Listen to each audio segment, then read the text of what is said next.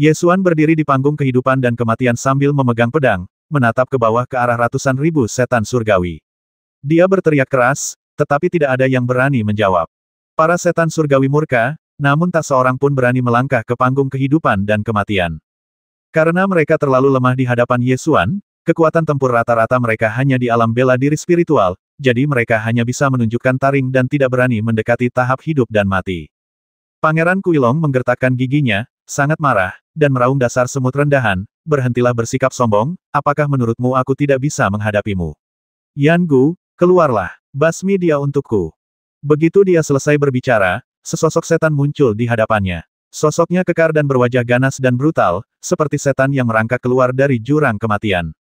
Pangeran Kuilong memasang ekspresi garang di wajahnya. Ia menatap Yesuan dengan ganas dan mendengus, kau yang meminta ini. Kau harus menantang batas kemampuanku. Nah, sekarang setelah kau melihat tubuh asli dewa yang turun, kau bisa mati dengan tenang. Pergi, hancurkan dia sampai mati. Mengaum, ibel surgawi yang kuat bernama Yan Gu berbalik, menatap Yesuan dengan tatapan seperti hantu, meraung, melompat, dan mendarat di panggung hidup dan mati dengan suara bang. Pangeran Kuilong langsung memberi perintah biarkan roh merasukinya dan membasminya dengan satu gerakan.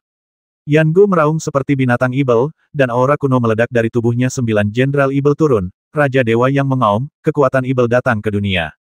Titik. Kekuatan dahsyat bangkit dari tanah dan mengalir ke tubuh Yan Gu. Tubuhnya mulai mengembang dengan cepat, dan tubuhnya yang sudah sangat kuat terus tumbuh dengan cepat. Melihat ini, Yesuan tersenyum tipis dan berkata, aku telah membasmi tubuh dan jiwa asli Moho. Apa gunanya memancingnya untuk memilikiku selain untuk mati? Saat aku menyelesaikan transformasiku, kau akan mati. Yan Gu memukul dadanya dengan keras. Tubuhnya masih mengembang dengan kecepatan yang terlihat oleh mata terbuka. Otot-ototnya menegang dan urat-uratnya menonjol, yang sangat mengerikan. Baiklah, berhentilah berubah, semuanya sama saja. Yesuan mencibir dan perlahan mengangkat pedang kunpeng. Niat pedang Kaisar Ilahi bersinar, dan ujung pedangnya terlihat. Di kuil Mohou, aku akan membiarkanmu melihat dengan mata kepalamu sendiri niat pedang yang ingin kau sempurnakan. Dengan cara ini, kau akhirnya bisa beristirahat dengan tenang. Pedang petir raungan naga. Pedang ditebas, energi pedang ada di mana-mana, dan suara pedang itu seperti naga yang meraung di langit. Dentang, dengan berkah niat pedang Kaisar Dewa, cahaya pedang menghancurkan segalanya. Tubuh Yan Gu yang sekuat raksasa langsung terbelah menjadi 2 bagian oleh cahaya pedang. Sebelum dia bisa menguasai rohnya, dia jatuh ke tanah dengan keras, dan jiwanya berubah menjadi energi sejati yang murni dan menyatu dengan tubuh Yesuan. Roh lain yang turun terbasmi oleh pedang, dan mata Pangeran Kuilong membelalak. Semua dewa ini adalah petarung tangguh yang dibina oleh klan induknya, suku dewa. 2 di antaranya terbasmi berturut-turut, yang memberikan pukulan berat bagi kekuatan klan induknya, suku dewa. Yesuan merasakan energi sejati yang melonjak dalam tubuhnya. Meskipun dia belum menembus alam, kekuatannya meningkat setiap kali dia memurnikan energi sejati. Selama dia terus meningkat dengan mantap dengan cara ini, dia pasti akan mampu menembus penghalang alam. Setelah Yesuan merasakan perubahan dalam energi batinnya, dia menatap Pangeran Kuilong di atas tahta lagi dan bertanya dengan tenang, ada lagi. Wajah Pangeran Kuilong sangat jelek dan tubuhnya gemetar karena marah. Statusnya di negara setan langit kuno kini telah mencapai puncaknya. Dengan dukungan dari klan induknya, Departemen Keturunan Ilahi, dia adalah kandidat yang mungkin untuk menjadi Kaisar Setan Langit berikutnya. Dapat dikatakan bahwa dia sama mulianya dengan Dewa Suci di negara Ibel Surgawi kuno. Bahkan Ibel Surgawi yang paling kuat di negara Ibel Surgawi kuno tidak berani menentang perintahnya. Akan tetapi, pada saat itu ia tidak dapat melakukan apapun terhadap manusia. Dia begitu marah hingga tiba-tiba berdiri, mengarahkan jarinya ke Yesuan, dan berteriak siapapun yang membasmi orang menyebalkan manusia ini, aku akan menjadikannya Jenderal Ibel Surgawi. Wow, begitu kata-kata itu diucapkan, seluruh 100.000 setan surgawi yang hadir menjadi gempar. Jenderal Ibel Surgawi merupakan kehormatan tertinggi dari klan Ibel Surgawi. Pada zaman dahulu, 9 Jenderal Ibel dari klan Ibel Surgawi adalah 9 Ibel Surgawi terkuat di bawah tahta Kaisar Ibel Abadi. Mereka disembah sebagai dewa oleh klan Ibel Surgawi. Sepanjang sejarah, hanya ada segelintir setan surgawi yang mampu diberi gelar Jenderal Setan. Oleh karena itu, begitu Jenderal Penyegel Ibel mengeluarkan dekretnya, 100.000 Ibel Surgawi yang hadir hampir menjadi gila.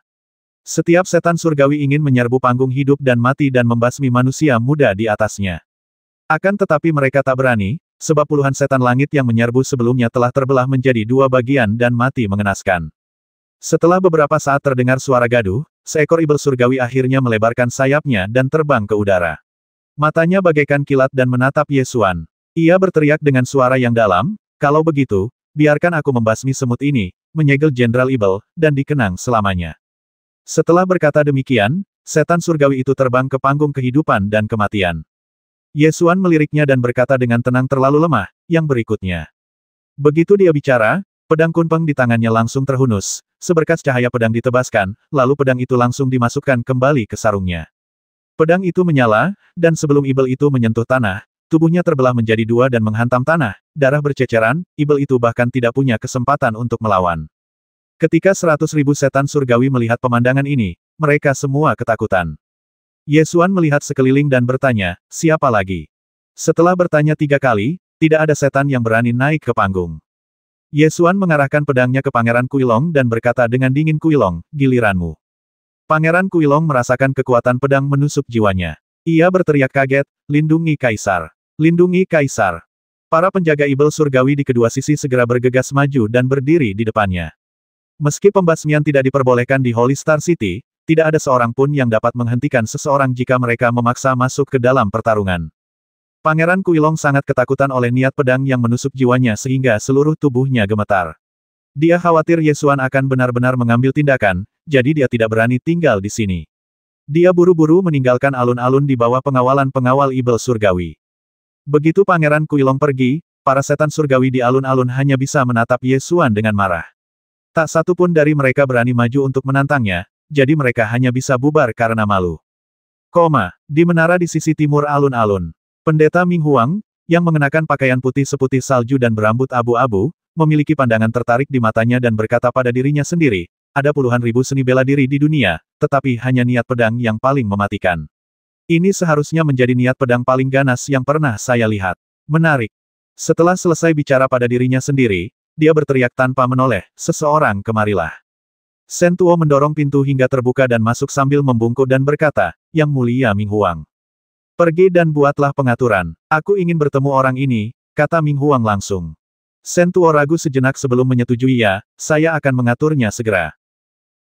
Di panggung kehidupan dan kematian. Ye Xuan berjalan menuruni panggung hidup dan mati. Xiang Ling menunggunya di bawah panggung, mengerutkan bibirnya, mengerutkan kening, dan tampak sangat tertekan. Ye Xuan menyodok dahinya dan berkata, "Kenapa? Aku menang, tapi kamu tidak senang." Xiang Ling mengerutkan bibirnya dan bergumam, "Kakak memang hebat. Aku sudah berlatih sangat keras, tapi aku masih jauh dari itu." Ketika keduanya sedang berbicara, Shen Tuo datang dan berkata, "Seseorang ingin bertemu denganmu." Tidak, Ye Xuan tahu tanpa berpikir bahwa orang yang ingin menemuinya pasti telah menyaksikan pertempuran di panggung hidup dan mati tadi. Hanya ada dua kemungkinan dalam situasi ini, mereka ingin menambah bahan bakar ke dalam api atau mereka ingin ikut campur. Ye Xuan tentu saja tidak tertarik untuk memperhatikan. Shen Tuo tercengang dan bertanya, "Apakah kamu tahu siapa yang ingin menemuimu? Dan kamu menolaknya?" Ye Xuan berdiri di dunia tanpa langit dan bumi. Di bawah kakinya ada permukaan horizontal seperti cermin. Ketika dia mengangkat kakinya, dia bisa melihat riak-riak dan pantulan dirinya sendiri terpantul di air. Namun, itu tampak seperti dunia lain yang tidak bisa dia jangkau. Ye Xuan tidak tahu bagaimana dia sampai di sini, karena dia masih bermeditasi dan berlatih beberapa saat yang lalu. Rasanya seperti mimpi, bermimpi tentang tempat ini. Namun, Ye Xuan tahu betul bahwa ini bukanlah mimpi, melainkan alam nyata, alam dewa perang. Di depan bidang horizontal itu, berdiri seorang laki-laki berpakaian putih seputih salju, berambut putih, berwajah tua, sedang duduk bersila bak dewa. Ada meja kopi di depannya dengan set teh di atasnya. Uap keluar dari teko tanah liat ungu dan orang benar-benar bisa mencium aroma teh. Ketika Ye Xuan melihat orang ini, jantungnya berdebar kencang. Karena orang ini sangat mirip dengan pria kuat berbaju putih yang muncul dalam pusaran awan petir tahun itu. Saat itu, dia baru saja memperoleh roh bela diri naga ibel seluruh dunia, dan dikejar oleh seorang pria sakti berpakaian putih bagai ibel. Pria kuat berbaju putih itu sangat mirip dengan pria di depannya. Hanya saja tingkat kultivasi saya saat itu terlalu rendah, dan saya tidak dapat melihatnya dengan jelas, jadi saya tidak dapat sepenuhnya yakin. Melihatnya saat ini, Ye Xuan mungkin sudah menebak siapa orang itu. Lelaki berpakaian putih dan berambut putih ini secara alami adalah Ming Huang, pendeta manusia dari Dewan Demi-Dewa. Ming Huang tidak mendongak, tetapi mengangkat tangannya dan berkata, "Duduklah." Karena dia sudah memasuki alam dewa bela diri lawan, Ye Xuan tidak terburu-buru dan duduk bersila. Anda sangat menarik. Anda telah memahami niat pedang di usia 20 tahun, yang jarang terjadi di Jiushu. Nada bicara Ming Huang tenang, seperti cermin bening dan air yang tenang. Biasanya Ye Xuan bersedia berurusan dengan orang yang begitu damai, tetapi kali ini dia mendapat kesan yang buruk, mungkin karena dia diseret ke alam dewa perang oleh pihak lain. Apakah kamu orang yang Shen Tuo katakan ingin menemuiku? Ye Xuan bertanya langsung tanpa menanggapinya. Itu aku. Biar aku tebak, pendeta Dewan Demigod. Ya, seorang pendeta manusia dari Dewan Demigod. Jawab Ming Huang. Bicaralah tentang bisnis. Apa yang kamu inginkan dariku? Ye Xuan bertanya langsung. Ming Huang mengangkat tangannya dan melambaikan lengan bajunya yang lebar, sambil tertawa dan berkata, tidak mengherankan jika anak muda bersikap sembrono dan agresif. Namun, ini bukanlah cara yang tepat untuk mencari kebenaran. Mengapa kamu tidak melepaskan amarahmu dan dengan tenang memahami jalan surga? Ye Xuan sekarang tahu mengapa pihak lain datang. Dia sebenarnya datang untuk berkhotbah kepadanya. Bagaimana jika saya katakan saya tidak menginginkan jalan surga, tetapi hanya jalan raja? Ming Huang menyadari bahwa cara berpikir pemuda itu sulit dipahami, jadi dia bertanya, menurutmu apa jalan kerajaan itu? Saat berada di alam dewa perang, Anda dapat merasakan misteri alam tersebut. Meskipun sulit, setidaknya Anda dapat lebih mengenal keberadaan alam tersebut. Oleh karena itu, Ye Xuan tidak keberatan berbicara omong kosong dengannya basmi mereka yang tidak mendengarkan. Ada kilatan cahaya di mata Ming Huang, dan jelas ada banyak permusuhan dalam kata-katanya, tetapi ketika dia ingin menemukan permusuhan di Ye Xuan, dia tidak menemukannya. Ini bukan cara raja, tetapi cara hegemonik. Ye Xuan tersenyum tipis dan berkata orang yang sombong seharusnya membasmi orang yang patuh. Ming Huang terkejut dengan kedua penjelasan ini, mengerutkan kening dan bertanya lalu apa jalan surga di matamu? Basmi siapapun yang kau mau, jawab Ye Xuan sambil tersenyum. Wajah Ming Huang menunjukkan sedikit kesungguhan, dan dia berkata ini adalah jalan ibel. Tidak, cara ibel adalah membasmi siapapun yang kau lihat. Ye Xuan mengoreksi. Ming Huang tahu bahwa pemuda di depannya itu berbicara omong kosong, tetapi tampaknya itu masuk akal. Dia menggelengkan kepalanya dan berhenti bertanya, dan berkata, mengapa kamu tidak berhenti membasmi? Pahami jalan dewa, itulah jalan yang kekal dan benar. Jadi, apa sebenarnya yang ingin kau katakan? Lebih baik kau langsung menyatakan tujuanmu. Ye Xuan tidak ingin bertele-tele dengannya. Kamu memang berbakat. Jika kamu bersedia mengesampingkan keinginan untuk membasmi dan mengikuti jalan para dewa, aku dapat menerimamu ke dalam Dewan Demigod, dan kamu akan memiliki harapan untuk mencapai kesuksesan abadi. Kata Ming Huang. Melepaskan pembasmian. Bagaimana? Tidak ada perselisihan. Jawab Ming Huang. Tidak bertarung. Cuci lehermu saja dan tunggu kematian. Ye Xuan terkekeh. Ming Huang melanjutkan ceramahnya dengan nada tenang makhluk-makhluk di dunia ini hanyalah bagian dari dunia. Tidak peduli seberapa keras mereka berjuang, mereka pada akhirnya akan kembali menjadi debu. Kalian harus melompat keluar dan melihat dunia dan jalan dewa. Mengapa kalian harus dikurung dalam sangkar? Maksudmu, kau ingin aku berhenti bertarung dengan klan setan langit, kan? Tanya Ye Xuan. Artinya jangan terlibat dalam pergumulan yang tidak berarti dengan semua makhluk hidup di dunia. Hanya dengan cara ini Anda dapat melompat keluar dari kandang dan melihat jalan surga dan jalan dewa. Jangan menjadi orang yang terjebak dalam lumpur, jelas Ming Huang. Menurutmu, dua pendekar pedang tertinggi itu berasal dari lumpur? Ye Xuan bertanya dengan nada kasar. Pada zaman kuno, Kaisar Ilahi Qing Qiao lah yang mengakhiri dinasti Ilahi Tianyao. Pada zaman dahulu, Dewa Pedang Xuan Lige lah yang mengusir klan setan langit ke ujung barat. Meskipun kedua pendekar pedang itu ahli dalam seni bela diri, mereka hanyalah manusia yang terjebak dalam lumpur. Mereka tidak dapat melarikan diri dari pembasmian dan tidak dapat menghindar dari pertempuran. Ming Huang membenarkan. Ye Xuan menarik sudut mulutnya dan bertanya, menurutmu, Kaisar Ilahi Qing Qiao seharusnya tidak bertempur dalam perang kuno, dan Dewa Pedang Xuan Lige seharusnya tidak menekan klan setan langit selama satu era. Ming Huang mengangguk dan berkata dengan tegas memang benar, pertempuran hanya akan menimbulkan kebencian yang tak berujung. Ye Xuan tertawa, berdiri dan mengutuk dasar bodoh. Hidup di masa pertikaian yang hebat, jika Kaisar Ilahi Qing Qiao tidak bertarung, kau akan menjadi budak klan ibel surgawi sekarang. Bagaimana kau masih punya waktu untuk berkhotbah di sini? Ming Huang mengerutkan kening, wajahnya menunjukkan kemarahan. Benjolan-benjolan perlahan muncul di permukaan horizontal wilayah Dewa Perang. Benjolan-benjolan itu menjulang semakin tinggi, perlahan-lahan memperlihatkan wujud aslinya. Benjolan-benjolan itu sebenarnya adalah pedang-pedang es, yang membentang ke kejauhan tanpa ujung yang terlihat. Ye Xuan menyapukan pandangannya ke seluruh pedang es tersebut dan segera merasakan kuatnya niat pedang yang terkandung di dalamnya.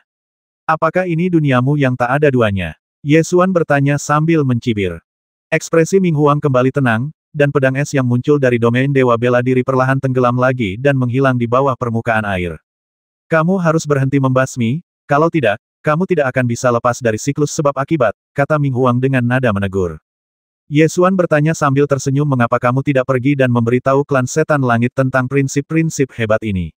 Jika kamu dapat menyelesaikan klan setan langit dengan mulutmu, maka aku akan menurutimu dan apapun yang kamu katakan adalah yang terpenting. Ming Huang tampak tidak pantas, dan berkata perlahan klan Ibel Surgawi secara alami memiliki pendeta Ibel Surgawi dari Dewan Demigod untuk berkhotbah, jadi tidak perlu bagiku untuk campur tangan. Ye Xuan mengerutkan bibirnya dan terkekeh, Master Sekte Selatan dari Kuil Dewa Binatang melayani Ibel Langit seperti seekor guk-guk, melakukan yang terbaik, tetapi setelah dia meninggal, kepalanya ditendang oleh Ibel Langit seperti bola. Aku benar-benar ingin melihatmu berkhotbah kepada klan Ibel Langit, itu pasti sangat mengasyikkan. Kau telah membasmi terlalu banyak orang. Suatu hari nanti kau akan tahu akibat dari pembasmian yang berlebihan. Ming Huang masih mempertahankan nada bicaranya yang tenang, seolah-olah tidak ada apapun di dunia ini yang dapat membuatnya marah.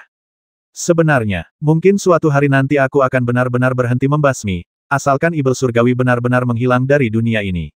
Ye Xuan mundur selangkah setelah mengatakan ini, membuka aura pedangnya, dan menerobos domain. Mari kita anggap pembicaraan hari ini berakhir dengan tidak menyenangkan. Selamat tinggal. Ming Huang tidak menghentikannya dan membiarkan Ye Xuan meninggalkan alam dewa bela diri miliknya. Ia mengulurkan tangan untuk mengambil cangkir teh, mengangkatnya ke bibirnya dan menyesapnya. Keesokan harinya, pengawal rahasia Night Owl datang kembali untuk melapor Tuan Muda, pemilik Menara Tujuh Harta Karun mengaku memiliki informasi tentang kristal giok Yuan ilahi dan ingin bertemu langsung dengan Anda. Di mana kita akan bertemu? Ye Xuan datang ke kota bintang suci kali ini hanya untuk mencoba peruntungannya dan melihat apakah dia bisa menemukan kristal giok Yuan ilahi. Sekarang dia tiba-tiba mendengar berita tentang kristal giok Yuan ilahi, jadi dia tentu saja senang. Menara Tujuh Harta Karun di kota barat kota bintang suci. Jawab penjaga rahasia Night Owl. Sore harinya, langit cerah. Ye Xuan datang ke Menara Kibao dan bertemu dengan pemilik Menara Kibao, seorang pria parubaya dengan janggut dan penampilan agak gemuk. Kibao Lou adalah tokoh harta karun langka yang sangat terkenal di kota Sengsing. Banyak harta karun langka di kota Sengsing telah berpindah tangan ke Kibao Lou. Saya Jiang Hongbo, pemilik Menara Kibao. Saya dengar Anda sedang mencari kristal giok Shenyuan. Saya memang sedang mencari kristal giok Shenyuan. Selama Anda memilikinya, Anda dapat menentukan harga berapapun. Jawab Ye Xuan. Jiang Hongbo berdiri dari tempat duduknya, menatap Ye Xuan dari atas ke bawah, dan bertanya, apa yang akan kamu lakukan dengan kristal giok Shenyuan? Alkimia, ramuan macam apa yang sedang kau buat? Jiang Hongbo terus bertanya. Tidak mudah untuk mengatakannya. Aku di sini untuk membeli kristal giok Shenyuan. Ye Xuan tidak menjawab. Jiang Hongbo bercanda sejauh yang aku tahu, tidak banyak ramuan yang membutuhkan kristal giok Shenyuan, dan masing-masing merupakan ramuan dewa tak tertandingi yang telah hilang sebelum zaman kuno. Biar aku lihat dulu kristal giok Shenyuan. Jangan tunggu sampai kita ngobrol lama dan baru tahu kalau yang kita dapatkan bukan kristal giok Shenyuan. Ye Xuan mengajukan permintaan. Jiang Hongbo bersandar di kursinya dan berkata, saya bilang ada berita tentang kristal giok Yuan ilahi, bukan saya yang punya kristal giok Yuan ilahi di sini. Ye Xuan mengerutkan kening dan berkata, berita juga bagus. Aku akan membeli beritamu. Hei, berita sulit dinilai. Bagaimana kalau kita bekerja sama? Usul Jiang Hongbo. Bagaimana cara bekerja sama? Aku akan mencari cara untuk mendapatkan kristal giok Shenyuan, dan kau akan membuat ramuannya. Namun, syaratnya adalah kau harus memberitahuku jenis ramuan apa yang ingin kau buat, sehingga aku dapat memastikan apakah kau memiliki kemampuan untuk membuat ramuan itu. Kata Jiang Hongbo. Saya pikir akan lebih baik jika saya membeli kristal giok Shenyuan. Anda bisa menawar dengan harga yang sangat tinggi. Setelah mempertimbangkannya, Ye Xuan masih merasa bahwa akan lebih baik untuk langsung membeli kristal giok Shenyuan, karena ramuan yang ingin dimurnikannya terlalu ajaib. Belum lagi bahwa ramuan itu benar-benar dimurnikan, bahkan jika berita itu tersebar, itu akan menimbulkan sensasi. Salah satu dari 7 pil ajaib Kaisar 7 pil ajaib adalah pil Shenyuan, pil ajaib tiada taraf yang dapat memperpanjang umur seorang prajurit. Begitu berita kelahiran ramuan tak tertandingi ini menyebar, para leluhur tersembunyi dari tanah suci dan sekte yang sudah terbaring di peti mati mereka akan melompat keluar. Terlebih lagi, begitu berita tentang pemurnian pil Shenyuan menyebar, rahasia yang diwarisi oleh 7 Kaisar Pil Absolut kemungkinan akan bocor.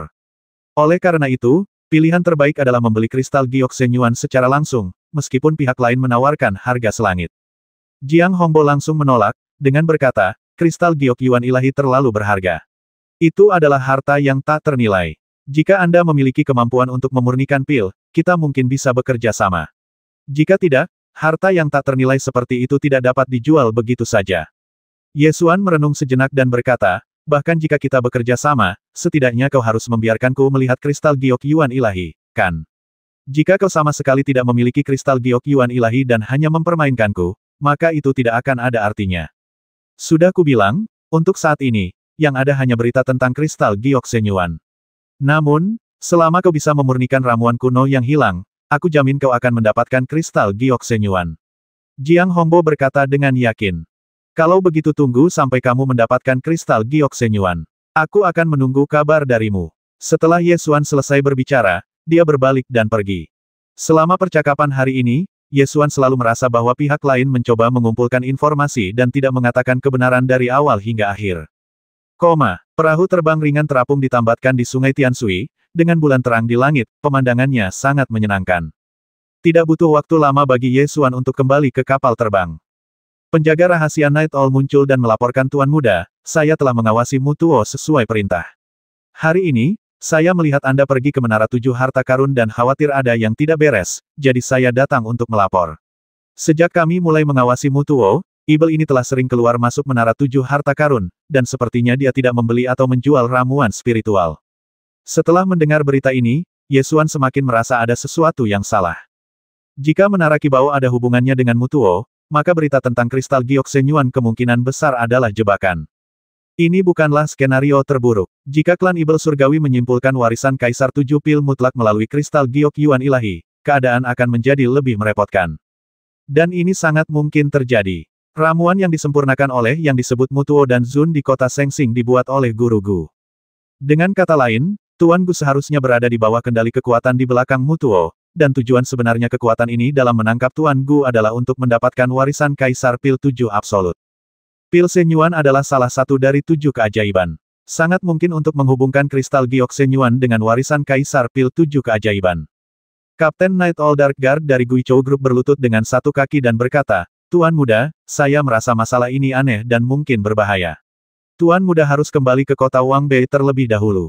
Ketika saya menemukan Divine Yuan Jade Crystal, saya akan segera membawanya kembali. Sudah terlambat. Tatapan mata Ye Xuan menjadi gelap dan dia menoleh ke kiri. Saya melihat harta karun terbang di atas, memancarkan ribuan sinar cahaya, membentuk penghalang yang menghalangi seluruh perahu cahaya yang mengapung. Ye Xuan membuka mata kebenaran, menatap harta karun penghalang, dan segera menyadari bahwa itu adalah harta karun kuat yang jauh melampaui harta karun Tanah Suci. Kapten Night Owl Dark Guard berkata dengan cemas, Tuan Muda, silakan pergi cepat. Ye Xuan berpikir cepat dan segera mengambil keputusan. Dia menggunakan telepatinya untuk menyampaikan pesan kembalilah dan beritahu jenderalmu bahwa aku akan masuk jauh ke sarang harimau dan biarkan dia beradaptasi dengan situasi. Saat dia mengatakan itu, dia mengangkat tangannya dan mendorongnya keluar dari jangkauan blokade penghalang. Penghalang itu menyusut dengan cepat, segera membatasi Ye Xuan pada area beradius 10 kaki. Segera setelah itu, gelombang kehampaan terpancar dari harta karun penghalang, menyeret Ye Xuan ke dalam kehampaan dan menghilang dari tempatnya. Ketika kapten penjaga rahasia Night Owl dari grup Guichou melihat Ye Xuan dibawa pergi oleh harta karun ajaib, dia merasa situasinya sulit dan tidak berani tinggal. Dia segera berbalik dan bergegas ke dalam malam dan menghilang. Ye Xuan terjebak dalam penghalang. Penglihatan dan pikiran spiritualnya tidak dapat menembus penghalang, jadi dia tidak dapat melihat situasi di luar. Harta karun penghalang ini sangat kuat. Jika seorang martial saint biasa terjebak dalam penghalang seperti itu, mustahil baginya untuk keluar darinya dalam waktu singkat. Akan tetapi, jika seseorang menggunakan Void Blade untuk melancarkan jurus unik milik Dewa Pedang, hal itu belum tentu terjadi. Jika dia mengerahkan segenap upayanya, Ye Xuan memiliki setidaknya 70% peluang untuk menembus penghalang dan melarikan diri. Namun, jika penghalang itu jebol, pasti ada lawan kuat yang menunggu di luar, dan bergegas keluar belum tentu bisa lolos. Oleh karena itu, setelah pertimbangan yang matang, Ye Xuan memutuskan untuk tidak mengungkapkan kekuatan aslinya untuk saat ini dan menunggu dan melihat apa yang ingin dilakukan pihak lain.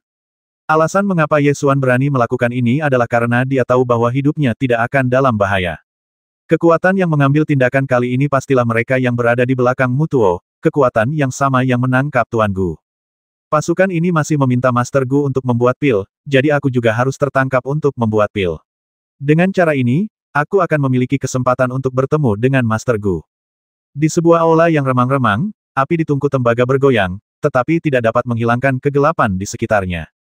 Penghalang itu perlahan terangkat dari satu titik, dan Ye Xuan akhirnya melihat lingkungan luar dengan jelas. Aula itu gelap gulita, dan di singgasana tepat di depannya duduk sebuah bayangan gelap. Dilihat dari sosoknya dan jari-jarinya yang perlahan mengetuk sandaran tangan, dapat dipastikan bahwa itu adalah Ibel Surgawi, tetapi aula itu terlalu redup untuk melihat penampilannya dengan jelas. Kesadaran ilahi juga terisolasi sejauh 3 meter. Dapat dipastikan bahwa kekuatan Ibel Surgawi ini sangat kuat, setidaknya setingkat dengan 7 pendeta Dewan Demigod. Setan bayangan itu mengetuk sandaran tangan dengan perlahan. 2 setan surgawi berbaju besi melangkah maju dan mulai menyita senjata, cincin penyimpanan, dan tas binatang roh milik Ye Xuan. Sekarang setelah kita sampai sejauh ini, tidak ada gunanya untuk melawan. Sebaliknya, menyembunyikan kekuatan kita yang sebenarnya akan memungkinkan kita untuk mencapai kemenangan yang mengejutkan di saat kritis. Ye Xuan diam-diam mengendalikan bilah virtual di cincin penyimpanan dan menyembunyikannya ke dalam kehampaan. Ini adalah senjata kekaisaran yang berada di titik tertinggi hukum kehampaan antara langit dan bumi. Senjata ini tersembunyi di kehampaan, dan bahkan para dewa bela diri dunia merasa sulit untuk menemukannya. Benar saja, setelah 2 pengawal Ibel Surgawi mengambil cincin penyimpanan dan binatang roh, mereka mundur. Sebagian besar benda di dalam cincin penyimpanan adalah ramuan dan pil spiritual. Meskipun sangat berharga, benda-benda itu tidak dapat tergantikan, jadi tidak masalah jika benda-benda itu diambil. Satu-satunya yang tidak bisa hilang adalah pedang Kunpeng. Untungnya, pedang Kunpeng tidak bermutu tinggi di permukaan, dan ada binatang kaisar Kunpeng di dalam pedang tersebut, jadi tidak sulit untuk mendapatkannya kembali. Hanya ada tikus pemburu obat Heidou di dalam tas binatang roh. Lei Qiu sedang berganti bulu, jadi dia diserahkan kepada Xiang Ling. Penjaga rahasia Night Owl akan mengawalnya kembali ke kota Wangbei.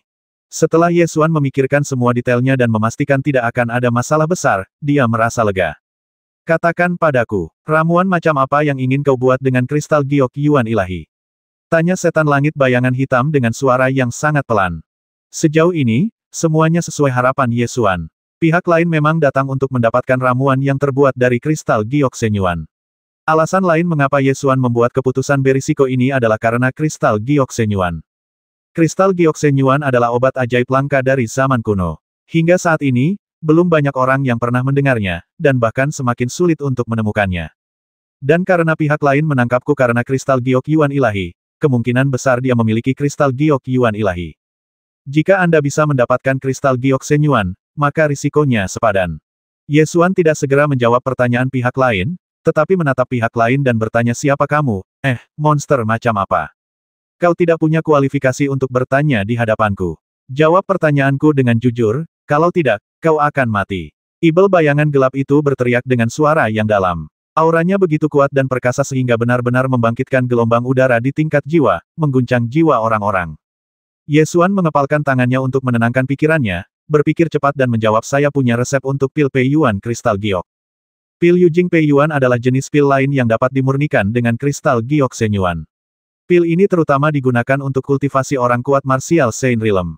Pil ini juga memiliki efek penyembuhan luka. Pil ini juga merupakan pil yang sangat berharga. Namun, dibandingkan dengan pil Shenyuan yang dapat memperpanjang hidup, pil ini sama sekali tidak berada pada level yang sama.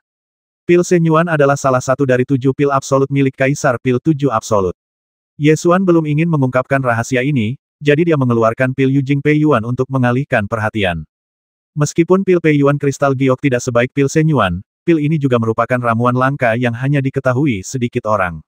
Karena kelangkaan kristal giok Shenyuan, tidak ada alkemis yang dapat memurnikan pil Pei Yuan kristal giok lagi, dan pil ini juga merupakan ramuan yang telah lama hilang. Setan langit bayangan hitam jelas kecewa saat mendengar jawaban ini. Setelah terdiam lama, dia berkata, sampah tak berguna lainnya. Bawa dia pergi dan kurung dia di penjara dan Jue.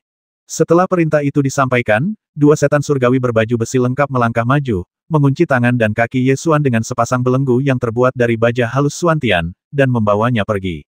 Ye Xuan memperhatikan sepasang belenggu baja halus Suantian dan menemukan bahwa belenggu itu dilebur dengan pola susunan penyegelan yang sangat kuat.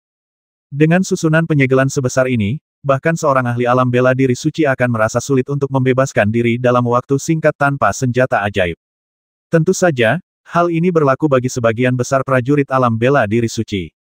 Ye Xuan berbeda. Jika dia ingin mematahkan sepasang belenggu baja halus Suantian, dia hanya perlu menggerakkan jarinya dan memanggil Void Spirit Blade, lalu dia dapat memotong belenggu itu dengan satu pedang. Dua setan surgawi berbaju besi mengawal Ye Xuan keluar dari aula, melalui koridor yang gelap dan luas, dan setelah berbelok di dua sudut, mereka tiba di sebuah pintu perunggu besar. Ada setan-setan surgawi yang menjaga kedua sisi gerbang perunggu, dan setan surgawi yang menjaga gerbang batu memiliki kekuatan tempur seorang ahli bela diri. Setan surgawi dengan kekuatan tempur semacam ini sekarang tidak berarti apa-apa di hadapan Ye Xuan, tetapi dia sudah merupakan eksistensi yang sangat kuat di luar dan juga dapat berperan sebagai jenderal serigala di pasukan setan surgawi. Tapi di sini, kita hanya bisa menjaga gerbangnya. Setan surgawi berbaju besi menyerahkan token dan meminta setan surgawi penjaga gerbang untuk membuka pintu perunggu. Sang penjaga mengambil token tersebut, lalu mengambil token lainnya dari tangannya, menyatukan kedua token tersebut, dan meletakkannya ke dalam alur pintu perunggu. Pintu perunggu itu bergetar dan perlahan terbuka, memperlihatkan pemandangan di balik pintu. Ye Xuan memperhatikan dengan saksama dan melihat ada jurang di balik pintu perunggu itu, dengan api yang berkelap-kelip samar di jurang itu. Pei Jia Tianyao membawa Ye Xuan ke depan jurang. Ye Xuan melihat ke bawah dan melihat bahwa memang ada penjara seperti jurang di bawah pintu perunggu. Penjara jurang melingkar itu semakin melebar ke bawah, dan di bagian paling bawah terdapat bola api yang berkobar-kobar. Ketika Ye Xuan melihat bola api itu, alisnya langsung terangkat, karena bola api ini jelas merupakan api alkimia yang digunakan untuk alkimia, dan mutunya sangat tinggi.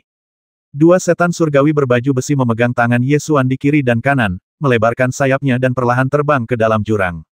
Semakin dalam Anda menyelaminya, semakin jelas terlihat wujud sebenarnya dari penjara jurang ini. Penjara jurang ini berbentuk lingkaran, dengan bilik-bilik batu yang diukir di keempat sisi dinding batu. Bilik-bilik batu tersebut disegel dengan pagar baja halus, dan orang-orang di penjara di bilik-bilik batu tersebut. Ruang-ruang batu yang diukir dari dinding batu sebenarnya adalah sel penjara. Tidak diketahui berapa lama para tahanan ini telah ditahan. Sebagian tampak kurus kering, sebagian berambut putih, sebagian tidak sadarkan diri, dan sebagian tampak seperti sudah meninggal. Ye Xuan jatuh ke dasar jurang sedikit demi sedikit. Melihat sel-sel itu satu persatu, dia terkejut dengan apa yang dilihatnya. Tak lama kemudian, Ye Xuan terbawa ke dasar jurang. Di dasar jurang, terdapat tungku perunggu besar setinggi 10 lantai. Api ramuan yang terlihat di bagian atas dipancarkan oleh tungku perunggu ini. Pada saat ini, ada api yang menyala di tungku perunggu, memurnikan ramuan. Dilihat dari aroma obat yang keluar dari tungku, apa yang sedang disempurnakan seharusnya adalah pil jiwa harimau. Fakta bahwa pil Tiger Soul dapat disempurnakan berarti setidaknya ada satu ahli pil di sini. Ibel surgawi berbaju besi membawa Ye Xuan ke Ibel surgawi menara hitam dan berkata, "Utusan penindas tungku, ini adalah alkemis yang baru ditangkap. Aku serahkan kepadamu." Ibel langit menara hitam melirik Ye Xuan dan mendengus, "Rambutmu bahkan belum tumbuh semua, bagaimana kau bisa membuat ramuan?" Tarik dia keluar dan giling dia menjadi terak.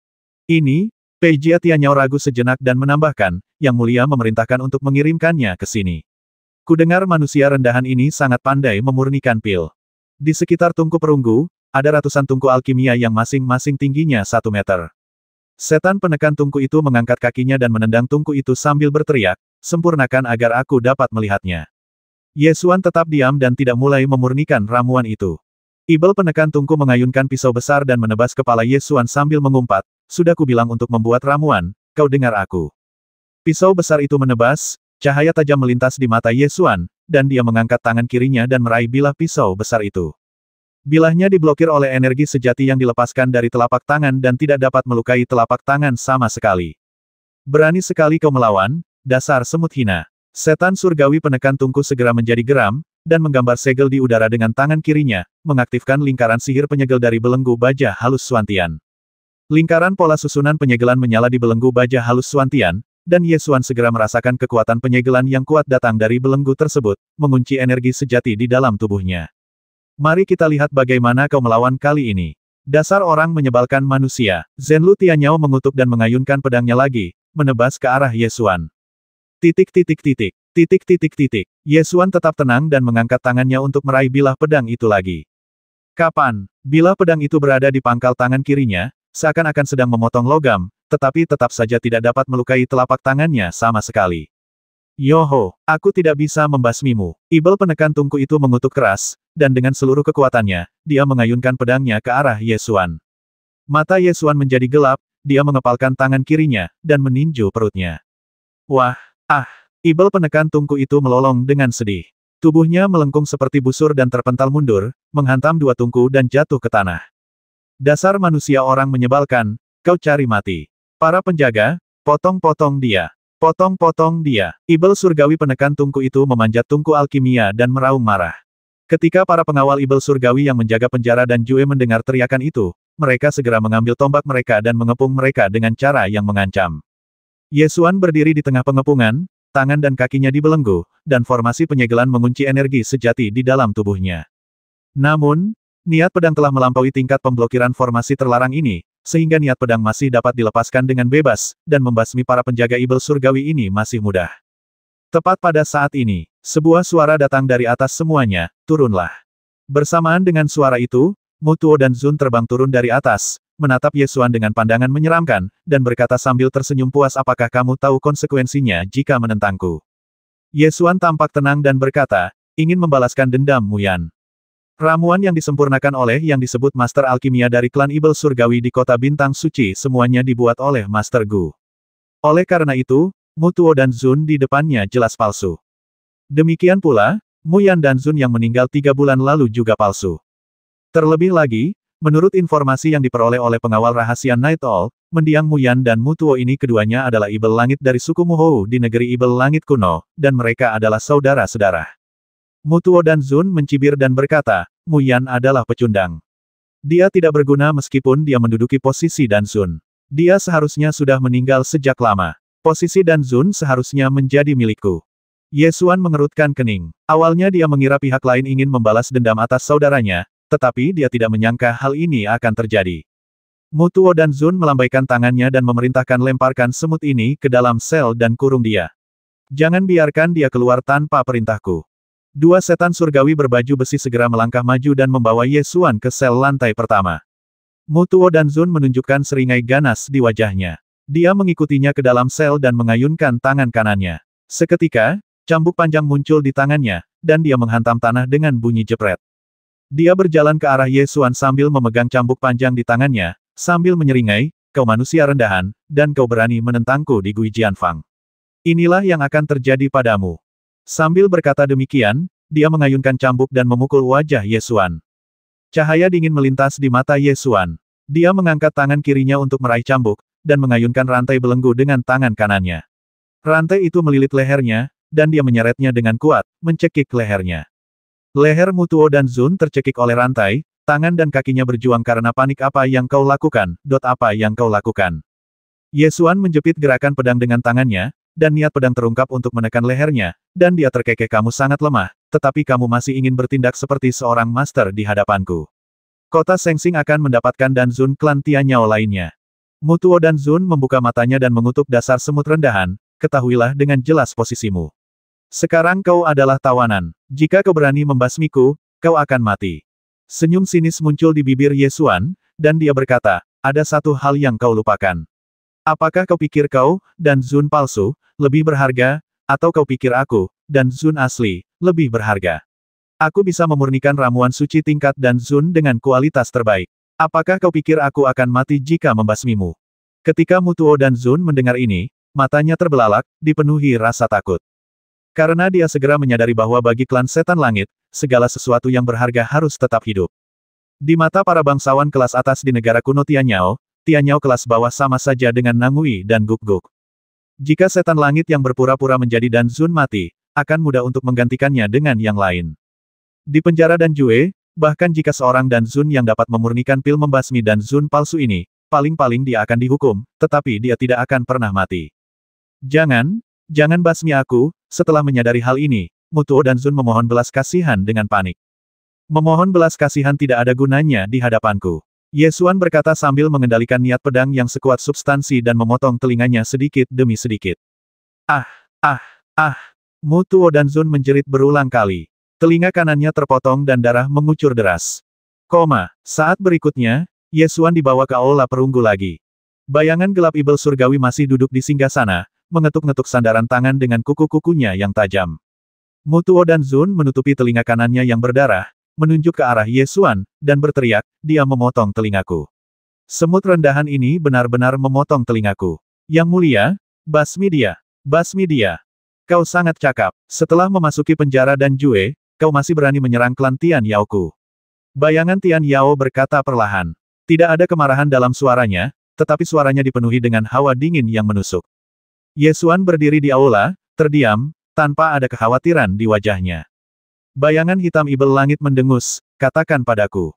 Hukuman macam apa yang ingin kau coba? Ada 1.700 jenis hukuman di penjara dan Jue, dan masing-masing hukuman dapat membuatmu menginginkan kematian. Mutuo dan Zun segera melontarkan tatapan tajam di matanya, lalu menggertakkan giginya ke arah Ye Xuan dan berkata, mati kau. Ye Xuan berkata dengan tenang, ada tungku alkimia di penjara dan Jue. Kamu menangkap begitu banyak alkemis di sini hanya untuk membuat pil, kan? Ini adalah hal yang jelas. Bayangan hitam setan langit tidak menyangkalnya. Jika kau setuju dengan syaratku, aku bisa memurnikan pil tingkat alkemis. Ye Xuan berkata perlahan. Bayangan hitam ibel langit terdiam, dan jari-jari yang mengetuk sandaran tangan juga berhenti. Setelah beberapa saat, dia bertanya, apa syarat yang kau inginkan? Jangan pernah berpikir untuk melihat cahaya matahari lagi. Begitu kau masuk ke sini, kau harus membuat ramuan atau mati. Tidak ada pilihan ketiga. Makanan dan minuman yang enak, dan biarkan ibel-ibel surgawi itu berhenti menggangguku. Aku sudah puas. Pil yang aku buat setidaknya satu tingkat lebih tinggi dari yang sekarang. Kata Ye Xuan. Ini tidak sulit. Bayangan hitam setan langit hendak menyetujuinya. Ye Xuan menunjuk ke arah Mutuo dan Zun dan menambahkan ada satu syarat terakhir. Potong juga telinganya yang lain. Kau, mata Mutuo dan Zun menyemburkan api, dan dia berharap bisa menerkam Ye Xuan dan menggigitnya sampai mati, karena dia tahu betul bahwa jika dia menukar telinganya yang lain dengan ramuan berkualitas lebih tinggi, ibel surgawi di atas tahta itu pasti akan setuju. Hanya karena satu kata darimu, kau ingin memotong telinga ibel surgawi. Aku khawatir kau terlalu memikirkan dirimu sendiri. Bayangan hitam ibel surgawi di atas tahta berkata dengan nada dingin. Hanya orang-orang yang berharga yang berhak untuk bertahan hidup. Melihat situasi di penjara dan Jue, yang paling kurang adalah para alkemis tingkat tinggi yang bersedia bekerja sama. Tidaklah rugi bagi seorang alkemis yang dapat memurnikan ramuan bermutu tinggi untuk meminta telinga ibel surgawi tingkat rendah. Ye Xuan berkata dengan tenang. Bayangan hitam ibel di atas tahta itu mendengus dingin, bahkan jika aku tidak setuju denganmu, aku punya 10.000 cara untuk membuatmu memurnikan ramuan dengan patuh. Ye Xuan menggoyangkan jarinya tanpa menjawab, perlahan mengangkat tangannya dan menyalakan api suci hitam, dan memurnikan daun obat spiritual di pakaiannya menjadi kekuatan obat murni, yang melayang di udara. Tindakan itu sontak membuat bayangan gelap sang ibel di singgasana merasa tak tenang. Sebagai penguasa penjara dan Jue, dia sangat mengenal kekuatan para alkemis. Dia bisa tahu sekilas bahwa kekuatan Ye Xuan dalam alkimia melampaui semua alkemis di penjara dan Jue. Dia juga tahu betul bahwa hukuman memang dapat memaksa para alkemis untuk membuat ramuan, tetapi jika para alkemis tidak bekerja keras, akan sulit bagi mereka untuk membuat ramuan berkualitas tinggi. Faktanya, ada banyak alkemis di penjara dan Jue yang berlomba-lomba unjuk gigi, tetapi kebanyakan dari alkemis tersebut memiliki kemampuan alkimia yang rendah. Oleh karena itu, dan Jue Yu tidak kekurangan alkemis yang bersedia membuat pil, namun juga kekurangan alkemis tingkat tinggi yang bersedia mencurahkan upaya penuh mereka untuk membuat pil. Bagi klan setan langit seperti Mutuo tidak lebih berharga daripada ramuan bermutu tinggi. Bahkan jika dia mati, para bangsawan kelas atas dari negara setan langit kuno tidak akan memandangnya dua kali. Bayangan hitam ibel di atas tahta itu berpikir sejenak dan berkata, tidak ada gunanya hanya bicara. Kau harus memiliki kekuatan yang sesungguhnya untuk melakukannya. Selama kau memurnikan ramuan bermutu tinggi, telinga pecundang ini akan segera kuserahkan padamu. Ye Xuan menatap Mutuo, menampakkan senyum berbahaya, dan berkata ringan, aku menunggu telingamu. Setelah itu, dia melangkah keluar dari pintu istana. Mutuo jatuh ke tanah karena takut, dipenuhi dengan kemarahan, dan memohon belas kasihan dari bayangan hitam setan langit di atas tahta yang mulia. Kami adalah setan langit yang mulia, bagaimana mungkin kami membiarkan manusia rendahan memotong telingaku? Bayangan gelap ibel langit di singgasana berkata dengan santai, dia benar ketika mengatakan bahwa hanya mereka yang berguna yang berhak untuk hidup. Jika kamu dapat memurnikan ramuan tingkat atas, telinganya akan menjadi milikmu, dan kamu dapat memotongnya kapanpun kamu mau. Meskipun Mutuo dikenal sebagai master alkimia di depan umum, dia bahkan tidak bisa mengenali bahan obat spiritual, apalagi membuat pil. Dia menutupi telinga kanannya yang berdarah, dan berpikir bahwa telinga kirinya akan segera dipotong. Dia merasa sangat marah sehingga dia bahkan ingin menggigit bayangan hitam ibel di atas tahta itu sampai mati, tetapi dia tidak berani menunjukkannya di wajahnya. Di dasar penjara Danjue, selain tungku perunggu raksasa di tengahnya yang tingginya 10 lantai, 6 ruang alkimia yang luas telah diukir di dinding batu sekitarnya untuk digunakan oleh master alkimia tingkat tinggi. Manusia yang dipenjara di penjara Danjue berada dalam situasi yang sangat menyedihkan. Peijia Tianyao dapat memukul dan mencambuk mereka kapan saja dia mau. Namun, ada hubungan langsung antara situasi dan nilai. Situasinya akan jauh lebih baik bagi para alkemis yang cakap. Di dalam sebuah ruang alkimia yang luas, seorang lelaki tua gemuk tertidur di atas meja yang penuh dengan tanaman obat, janggut abu-abunya berkibar karena dengkurannya. Pada saat ini, 2 setan surgawi berbaju besi berjalan lewat dari luar. Setan berbaju besi memegang seekor marmut hitam gemuk di tangannya dan berkata, "Marmut ini cukup gemuk. Ayo kita basmi dan makan dia." Cekik, cekik, cekik. Marmut hitam itu menggaruk-garuk dengan keempat cakarnya dan mengeluarkan suara mencicit. Di ruang alkimia, lelaki tua gemuk yang tertidur di atas meja tiba-tiba membuka matanya, meregangkan tubuhnya, bangkit, menyeret belenggu di kakinya, dan berjalan menuju pintu dengan suara berdenting. Pintunya terbuka, namun terhalang oleh larangan. Orang tua yang gendut itu menunjuk ke arah 2 setan surgawi yang berbaju besi dan berteriak, "Kalian berdua, ya, aku sedang berbicara tentang kalian berdua, bawa tikus-tikus pencari obat itu kepadaku." Kedua setan surgawi berbaju besi itu mengerutkan kening ke arah lelaki tua itu dan berteriak, "Pergilah buat obatmu." Ketika si marmut hitam melihat lelaki tua gendut itu, ia menangis makin keras dan meneteskan air mata. Lelaki tua bertubuh gempal itu meniup jenggotnya dan berteriak, "Sudah kubilang bawa tikus pencari obat itu ke sini. Apa kau dengar itu tidak berguna? Kalau tidak, kalau kau kehilangan 1 atau 2 pil berkualitas tinggi bulan ini, jangan salahkan aku." Ketika kedua ibel surgawi berbaju besi itu mendengar ini, mereka merasa sedikit gelisah. Jika persediaan ramuan berkualitas tinggi berkurang 1 atau 2 karena mereka pasti akan dihukum. Apakah karena mereka atau tidak, itu tergantung pada siapa yang memiliki keputusan akhir. Kedua setan surgawi berbaju besi itu berdebat, "Kami punya kelinci percobaan ini. Kami bisa memberimu paling banyak setengahnya." Orang tua yang gemuk itu berkata dengan marah, "Ini adalah tikus pemburu obat. Ia dilatih khusus oleh para alkemis untuk menggali tanaman obat. Ia dapat membedakan usia tanaman obat. Kebetulan saja aku sedang membutuhkan tikus pemburu obat seperti itu. Sebaiknya kau bawakan ia kepadaku. Kalau tidak, jika ia menghalangi alkimiaku, kau tahu akibatnya." Kedua setan surgawi berbaju besi itu sangat tidak senang, tetapi mereka tidak ingin dihukum oleh atasan mereka, jadi mereka harus menyerahkan marmut hitam itu kepada lelaki tua gemuk itu. Lelaki tua bertubuh kekar itu mencengkeram bulu marmut hitam di bagian belakang lehernya dan menyeretnya ke ruang alkimia.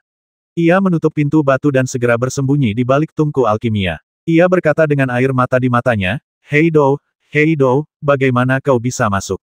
Di mana benda yang kuberikan padamu?" Marmut hitam gemuk ini memiliki nama asli Black Bean. Dan lelaki tua gemuk ini secara alami adalah Gu Yunbo Tuan Gu. Ketika pusaran awan petir muncul di pegunungan Yunhai, dia diburu oleh Dan Juyu. Pada akhirnya, dia melepaskan tikus pemburu obat Heido dan melarikan diri dengan warisan Kaisar Qi Juedan. Setelah itu, ia ditangkap dan dibawa ke tempat gelap ini, di mana ia dipaksa membuat ramuan oleh setan surgawi.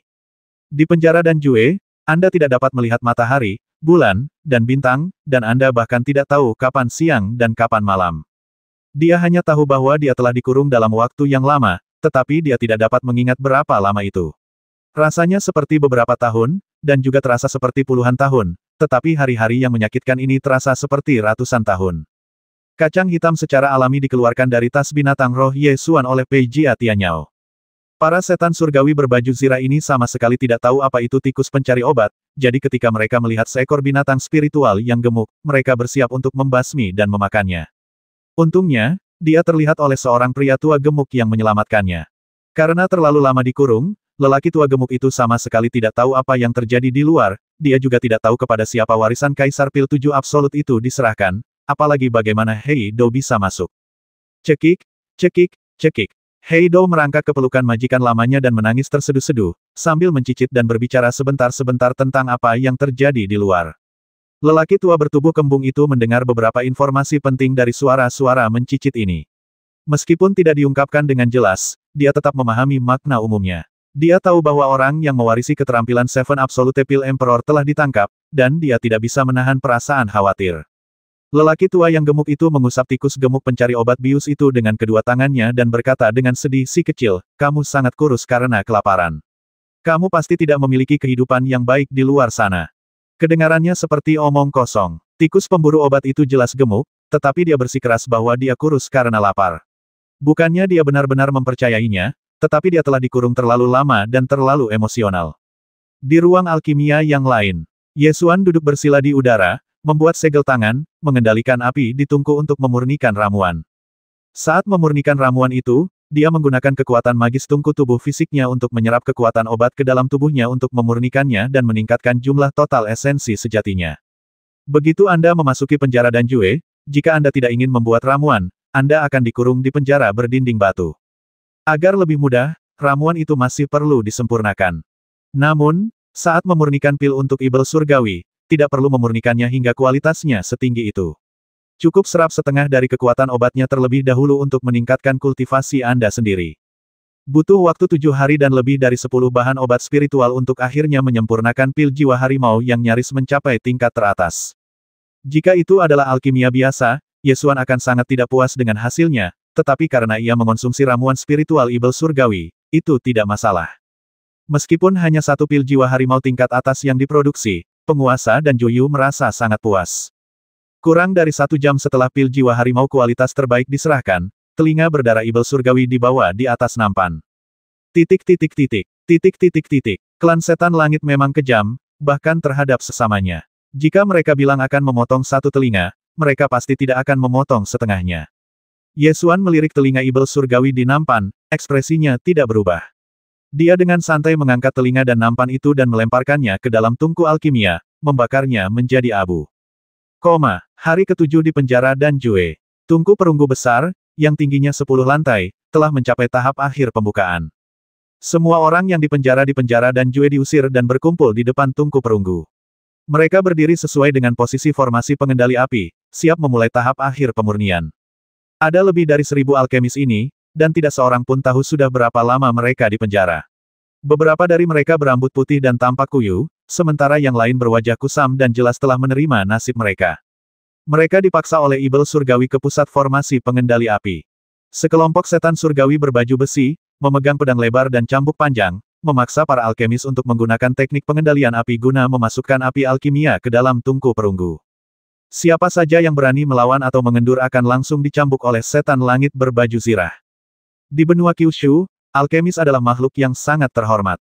Seorang alkemis tingkat ketiga dapat diperlakukan sebagai tamu kehormatan oleh keluarga seni bela diri di 10 kota besar Jeushu, dan seorang alkemis tingkat kelima adalah seseorang yang bahkan para master seni bela diri ingin berteman.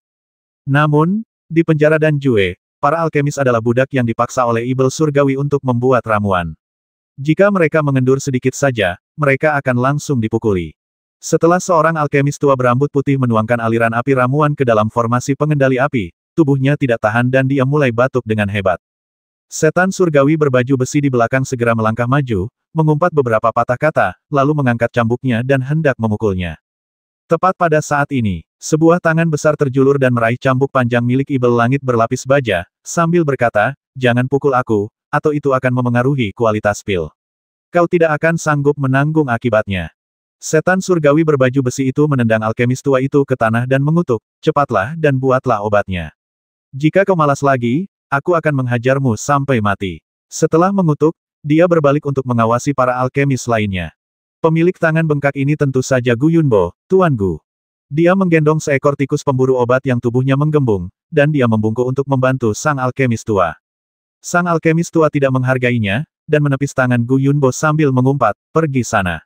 Aku malu bergaul dengan orang sepertimu." Di penjara Danjue, sebagian besar alkemis enggan membuat ramuan untuk ibel surgawi. Terutama para danzun tingkat tinggi, kebanyakan dari mereka tidak mau menyerah. Namun, Gu Yunbo, memurnikan ramuan berkualitas tinggi untuk ibel surgawi dan menjalani kehidupan yang paling nyaman di penjara Danjue. Oleh karena itu, sebagian besar alkemis yang menghargai diri sendiri tidak mau berurusan dengannya, dan bahkan memandangnya dengan jijik. Tangan Gu Yunbo dikibaskan. Dia tersenyum canggung, menyembunyikan tangannya di balik lengan bajunya yang lebar, dan berjalan kembali ke tempat duduknya dengan kedua tangan di belakang punggungnya.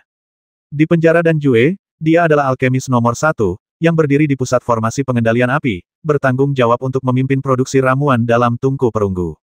Gelar alkemis nomor 1 sebenarnya tidak ada gunanya. Dia masih seorang tahanan, dengan tangan dan kakinya diol. Tungku perunggu dinyalakan, dan Ye Xuan dibawa keluar dari ruang alkimia oleh ibel surgawi berbaju besi. Ye Xuan berjalan ke tungku perunggu dan segera melihat Tuan Gu. Gu Yunbo juga memperhatikan Ye Xuan, dan Hei Dou dalam pelukannya juga mulai bergerak. Dia segera menahan Hei Dou dan memaksa dirinya untuk tetap tenang. Karena Ye Xuan adalah orang terakhir yang ditemuinya sebelum ditangkap dan dipenjara di penjara Danjue, dia mengingatnya dengan sangat jelas. Dia juga mengetahui dari komunikasi dengan Hei Dou bahwa Ye Xuan adalah orang yang mewarisi warisan Kaisar 7 dan yang mematikan.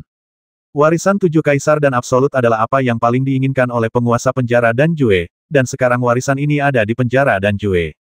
Hal ini membuat Gu Yunbo sangat khawatir. Karena ia memurnikan pil jiwa harimau tingkat atas, Ye Xuan menerima beberapa perlakuan istimewa. Ibel penekan tungku membawa Ye Xuan ke depan formasi pengendali api, menunjuk ke arah Gu Yunbo, dan berkata, "Mundurlah. Mulai hari ini, kamu bukan lagi alkemis nomor 1.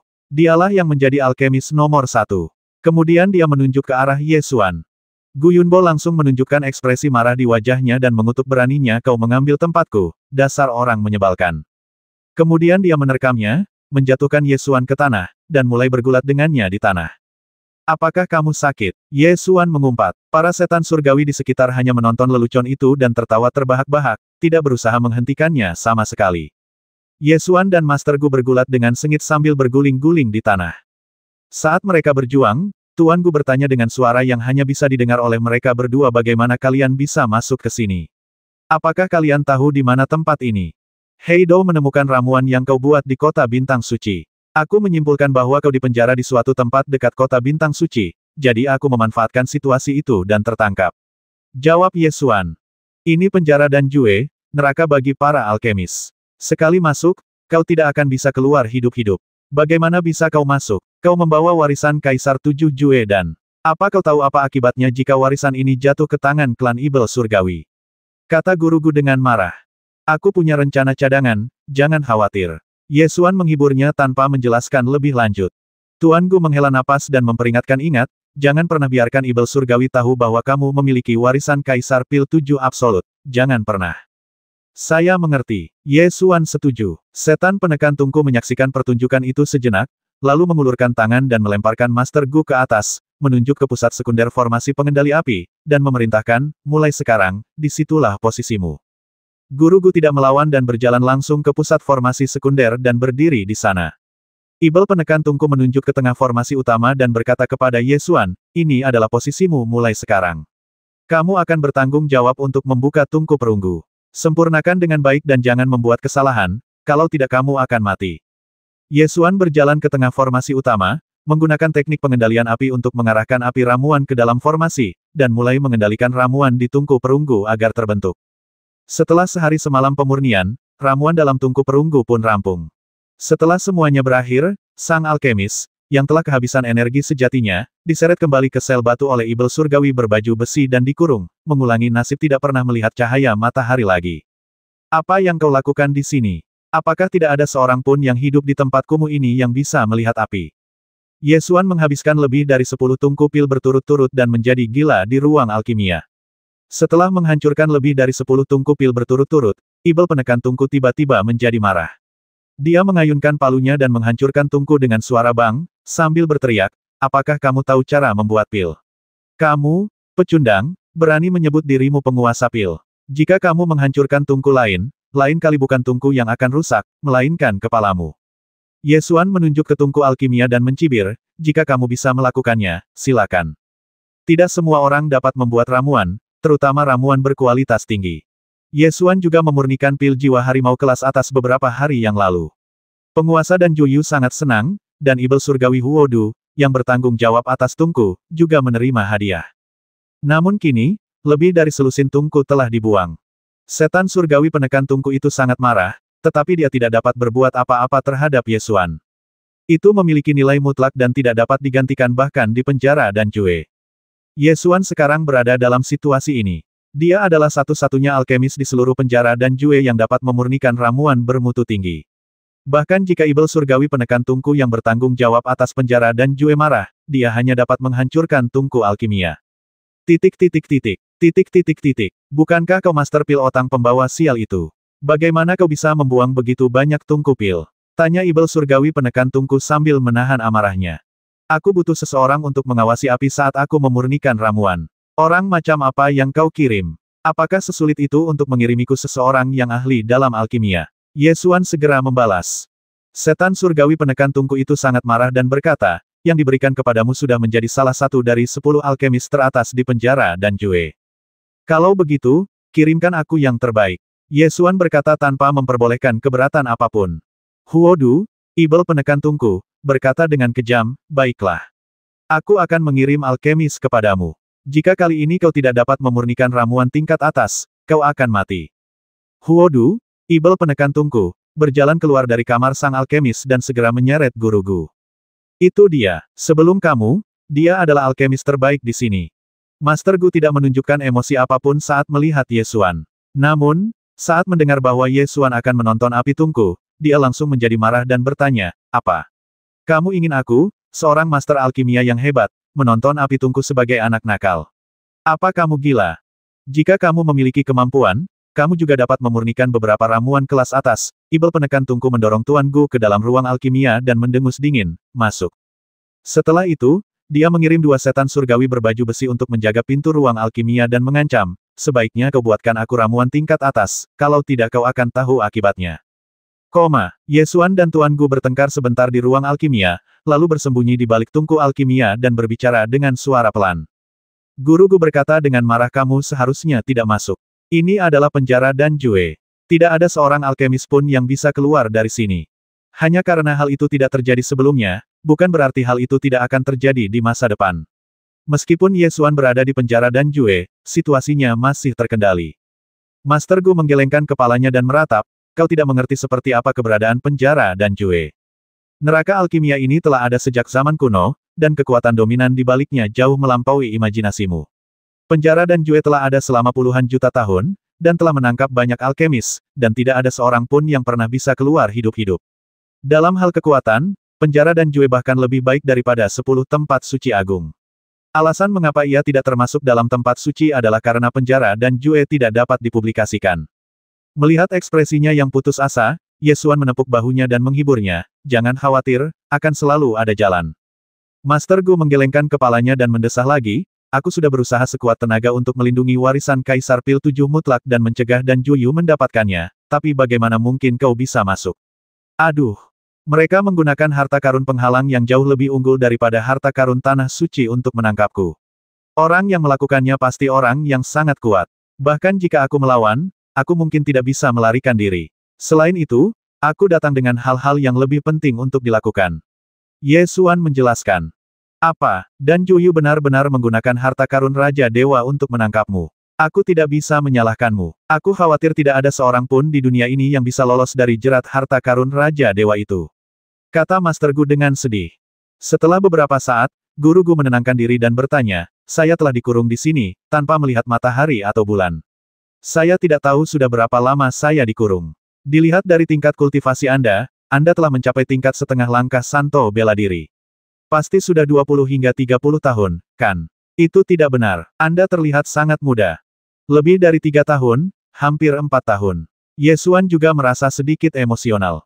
Bila dipikir-pikir lagi, saat pertama kali bertemu Master Gu di pegunungan Yunhai, dia masih seorang pendekar alam Qiwu dengan tingkat kultivasi rendah, namun sekarang dia sudah melangkah ke alam setengah langkah Martial Saint. Master Gu bersandar di tungku alkimia dan berkata dengan emosi hanya 3 atau 4 tahun. Mengapa saya merasa seperti puluhan tahun telah berlalu?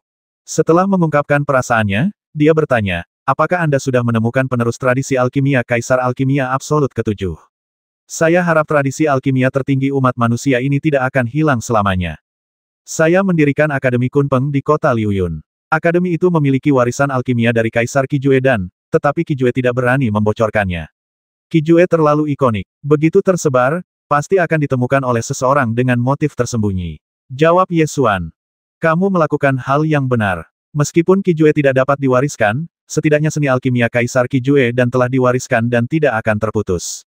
Itu dapat dianggap sebagai berkah tersembunyi. Master Gu menunjukkan sedikit kelegaan. Aku berjanji pada Heido bahwa aku akan menyelamatkanmu. Butuh waktu bertahun-tahun karena tingkat kultivasiku yang rendah. Sekarang setelah aku menemukanmu, aku pasti akan menyelamatkanmu, kata Ye Xuan. Master Gu melambaikan tangannya dan berkata, dahulu kala, ada tanah suci yang menyerang penjara dan Jue tetapi gagal. Sebaliknya, beberapa orang kuat tewas. Jika tanah suci tidak mampu melakukannya, bagaimana mungkin Anda bisa melakukannya sendiri? Jangan menyerah, pasti ada jalan. Tapi sebelum itu, ada hal penting yang harus kulakukan. Ada apa? Aku sedang mencari kristal giok Shenyuan, dan sepertinya Dan Juyu memilikinya, kata Ye Xuan. Guru Gu terkejut dan bertanya, kamu ingin memurnikan pil Yuan ilahi? Apakah kemampuan alkimiamu sudah sekuat itu? Meskipun aku belum pernah memurnikan pil Shenyuan, aku yakin aku bisa melakukannya, jawab Ye Xuan. Tuan Gu tiba-tiba tersadar dan berkata, ya, begitu masuk, kamu sudah memurnikan ramuan bermutu tinggi. Sepertinya bakatmu dalam alkimia sangat bagus. Setelah berpikir sejenak, Guru Gu menjadi gugup lagi dan mengingatkan tidak. Kamu tidak boleh membiarkan siapapun tahu bahwa kamu ingin memurnikan pil Yuan ilahi. Jika tidak, penguasa penjara dan Jue akan segera tahu bahwa kamu memiliki warisan Kaisar 7 Jue dan... Aku tahu, itu sebabnya aku bilang aku ingin memurnikan pil Pei Yuan kristal giok. Namun, aku harus memurnikan pil Shenyuan. Ini tujuan lain kedatanganku. Ye Xuan bersikeras. Tidak, sama sekali tidak, dan Juyu tidak akan pernah mengeluarkan kristal giok Shenyuan untuk memurnikan pil Pei Yuan kristal giok. Jika kamu ingin mendapatkan kristal giok Shenyuan, satu-satunya cara adalah memurnikan pil Shenyuan. Namun, begitu kamu mengungkapkan rahasia bahwa kamu memiliki warisan Kaisar 7 Jue dan, konsekuensinya akan menjadi bencana. Master Gu terus menggelengkan kepalanya, dengan tegas tidak setuju. Ye Xuan berkata dengan tekad aku harus memurnikan Shen Yuan dan... Tidak, sama sekali tidak, warisan Kaisar Pil 7 mutlak tidak dapat diungkapkan di depan Ibel Surgawi. Master Gu sangat bertekad dan hampir berteriak. Set, pelankan suaramu, kalau tidak setan di luar mungkin mendengarnya, jadi itu bukan kebocoranku. Ye Xuan mengingatkan. Tuan Gu segera duduk sebentar, menoleh, berjalan mengitari tungku alkimia dan melihat keluar pintu. Ye Xuan menunggunya tenang, lalu berkata dengan sungguh-sungguh aku harus memurnikan pil Shenyuan. Tidak ada cara untuk mengubahnya. Namun, aku akan menemukan cara untuk mengirimmu keluar, lalu memurnikan pil Shenyuan. Ekspresi Guru Gu serius. Setelah berpikir sejenak, dia bertanya, mengapa Anda harus memurnikan pil Shenyuan? Selamatkan dia. Seorang lelaki tua telah kehilangan umurnya karena aku, dan dia mungkin hanya punya 1 atau 2 tahun lagi. Jika dia meninggal, Prefektur Longyuan mungkin akan segera menjadi rumah jagal tempat para Ibel Surgawi merajalela, kata Ye Xuan. Mungkinkah orang yang dapat memengaruhi situasi di Prefektur Longyuan adalah Jenderal Dewa Longyuan Qintaya? Guru Gu bertanya lagi. Qintaya telah menjadi jenderal yang didewakan selama 300 tahun, dan tidak banyak orang di benua Kyushu yang tidak mengetahui nama ini. Ya, aku harus memurnikan pil Shenyuan untuknya. Ye Xuan mengangguk sebagai tanda konfirmasi. Master Gu merenung sejenak, ekspresinya sangat serius. Setelah beberapa saat dia berkata, jika kamu harus menyempurnakannya, maka aku akan melakukannya. Kamu harus menjaga rahasia warisan Kaisar Pil 7 mutlak. Apa yang ingin kamu lakukan? Ye Xuan tidak tahu apa yang ingin dia lakukan dan tiba-tiba merasa sedikit khawatir. Jangan khawatir tentang hal ini. Lakukan saja apa yang seharusnya dilakukan ketika saatnya tiba. Aku akan menemukan cara untuk mendapatkan kristal giok Shenyuan. Meskipun Guru Gu mengatakan ini, ekspresinya masih sangat serius.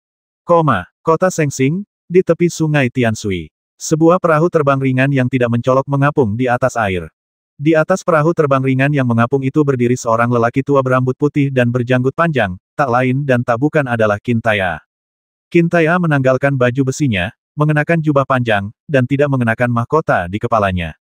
Rambut putihnya disisir rapi ke belakang. Dia tampak tidak terlalu haus darah dan lebih halus. Xiang Ling berlari turun dari perahu terbang cahaya terapung yang memegang bola guntur dan berkata dengan cemas kakek, saudaraku ditangkap di sini, tolong selamatkan dia dengan cepat. Jangan khawatir, bocah itu bahkan belum memanggilku kakek buyut, jadi dia tidak bisa menolaknya. Qintaya mengangkat tangannya untuk memanggil para pengawal rahasia Night Owl yang tengah menunggu secara rahasia. 4 pengawal rahasia Night Owl muncul dan berlutut dengan satu kaki untuk memberi hormat. Apa kemajuan terbarunya? Kapten pengawal kegelapan burung hantu malam melaporkan saya tidak kompeten dan belum menemukan keberadaan Tuan Muda. Serahkan perintah ini kepada semua pengawal rahasia Night Owl di kota Bintang Suci, berusahalah sekuat tenaga untuk menemukan keberadaan Suan Er, dan pada saat yang sama awasi menara 7 harta karun, dan jangan lewatkan petunjuk apapun. Qin Tai'er memberi perintah, dan 12 kelompok pengawal rahasia Night Owl menerima perintah pada saat yang sama dan pergi untuk melacak petunjuk tersebut. Di dalam kegelapan kabin kapal terbang cahaya terapung, bayangan gelap tersembunyi. Qin Tai'er menghela napas dan berkata, kau juga harus pergi. Kau harus menemukannya. Bocah itu terlalu gegabah dan selalu menempatkan dirinya dalam bahaya. Terdengar suara berat dari kegelapan Tuan Muda sedang mencoba membuat ramuan untuk sang jenderal agar bisa memperpanjang hidupnya. Meskipun Tuan Muda tidak mengatakannya, dia sangat peduli pada sang jenderal. Baiklah, kami telah mengumpulkan beberapa informasi tentang dan Ju Yu di masa lalu. Kau pergilah, temukan dia. Setelah kau menemukannya, jangan khawatir tentang Pil Senyuan. Bawa saja dia kembali dengan selamat. Tidak ada yang penting lagi. Perintah Qin Tai'er. Ya, Night Owl menerima pesanan itu dan menghilang dalam kegelapan. Setelah burung hantu malam menghilang, Qin Tai'er menoleh untuk melihat ke udara tidak jauh dan berkata dengan keras, tamu terhormat mana yang ada di sini. Tunjukkan dirimu. Begitu dia selesai berbicara, seorang pria berpakaian putih dan berjubah, berambut putih, dan berwajah tua muncul di udara dan perlahan mendarat di perahu terbang ringan yang mengambang. Dia adalah Ming Huang, pendeta dari Dewan Demigod. Ming Huang berkata dengan tenang, seorang tokoh kuat pada masa itu telah datang ke kota Bintang Suci. Saya minta maaf karena tidak menyambutnya dari jauh. Keduanya mengenakan jubah panjang dan berambut putih. Meskipun rambutnya sudah putih, Qin Tai'er tampak jauh lebih tua, dan temperamennya masih mempertahankan sebagian ketabahan dan ketegasan yang seharusnya dimiliki oleh seorang jenderal ilahi. Ming Huang lebih bersifat dunia lain, seolah tidak akan ternoda oleh debu duniawi apapun. Aku belum bertanya. Qin Tai'er belum pernah melihat pendeta manusia dari Dewan Demigod ini, jadi dia bertanya dengan santai. Pendeta Dewan Dewa, Ming Huang. Saya sudah lama mendengar tentang Anda. Apa yang membuat pendeta Ming Huang datang ke tempat saya? Tanya Qin Tai'er dengan sopan. Jenderal Qin baru saja menaklukkan kota Lingyao, yang mengakibatkan kematian ratusan ribu jiwa. Aku harus mengajukan beberapa pertanyaan tentangnya saat dia datang ke kota Sengsing kali ini. Pendeta Ming Huang berbicara dengan nada tenang, tetapi kata-katanya jelas berarti bahwa dia tidak menyambut Qin Tai'er untuk memasuki kota Sengsing. Qin Tai'er tersenyum dan berkata, konon, Dewan Dewa Setengah memiliki hati seorang suci dan memiliki belas kasihan terhadap klan setan langit. Melihatnya hari ini, memang benar. Qin jauh dari memiliki pola pikir seperti orang suci. Ini terdengar seperti pujian, tetapi penuh ironi. Pendeta Ming Huang tentu saja dapat mendengarnya, tetapi ekspresinya tetap tidak berubah saat dia berkata, tidak heran mereka bisa menjadi kakek dan cucu, temperamen mereka sangat mirip. Mata Qin Tai'er menjadi gelap dan dia bertanya, apakah kamu pernah bertemu Ye Xuan? Begitu dia tiba di kota Bintang Suci, dia memprovokasi pangeran kerajaan Ibel Surgawi kuno dan membasmi ratusan Ibel Surgawi di kota itu. Dia adalah orang pertama dalam sejarah kota Bintang Suci yang bertindak begitu kejam, kata pendeta Ming Huang. Ye Xuan memang membasmi ratusan setan surgawi di kota Bintang Suci, tetapi itu dalam tahap hidup dan mati. Aturan dalam tahap hidup dan mati adalah bahwa begitu Anda berdiri di atasnya, hidup dan mati Anda ditentukan oleh takdir. Qin Tai'er menyipitkan matanya sedikit dan menatap mata orang lain, mencoba melihat sesuatu dari mereka. Kami terbiasa melihat darah di medan perang, dan emosi kami tidak baik. Kami tidak bisa berhenti saat bertemu dengan Ibel Langit. Aku tidak tahu di mana pangeran dari negara Ibel Langit kuno sekarang. Qin juga ingin bertemu dengannya. Pendeta Ming Huang sedikit mengernyit dan berkata dengan nada dingin, Jenderal Qin, hukum yang dianut oleh kota Bintang Suci tidak mengizinkan Anda untuk bertindak liar di kota Bintang Suci. Mohon jangan menantang hukum kota Bintang Suci. Pendeta Ming Huang terlalu khawatir. Qin hanya ingin mengunjungi pangeran dari negara kuno Tianyao. Kesempatan seperti itu hanya tersedia di kota Sengsing. Jika di tempat lain, Qin benar-benar akan menghajarnya sampai mati. Kata Qin Tai'er. Jenderal Qin, Anda sangat kejam, apakah Anda tidak takut bencana akan menyebar ke keturunan Anda? Pendeta Ming Huang berkata dengan suara yang dalam. Ketika Qin Tai'er mendengar ini, wajahnya berubah sedikit tidak senang. Meskipun dia tidak percaya pada teori karma yang tidak berdasar ini, mendengarnya dari orang lain terdengar seperti kutukan dan dia tentu saja merasa tidak nyaman.